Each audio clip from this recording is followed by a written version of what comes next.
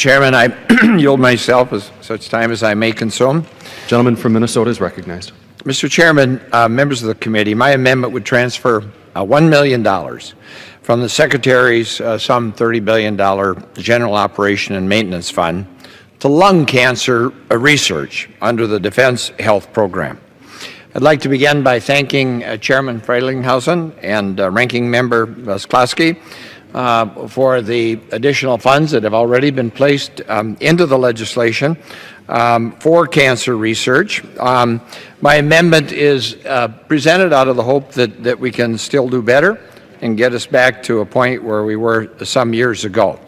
I know $1 million won't make but a dent in the Secretary's General Operating Fund, but it would make an enormous difference in battling lung cancer, a disease that already affects many of our military men and women and kills over 159,000 Americans every year.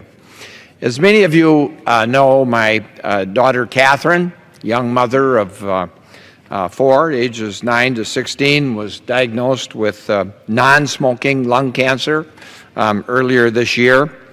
And I'd be remiss if I didn't thank my many colleagues for their prayers and their goodwill and all their expressions of hope and concern, and thank the committee for the money that they have provided here for medical research. Because make no mistake about it, the combined prayers, goodwill, and medical research have provided Catherine and her family and her friends and many people throughout this country with hope for their recovery.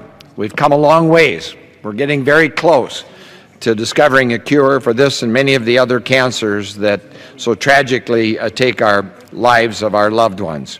So it's my hope that with this amendment we can do a little bit better, get us a little bit closer to that cure, and give people going forward the same hope that my daughter Catherine has been able to receive as a result of these prayers and this research. So I urge my colleagues to adopt this amendment and ask for the support. Mr. Speaker, I yield. No, I don't yield back the balance of my time. I reserve the balance of my time. From Minnesota reserves the balance of his time.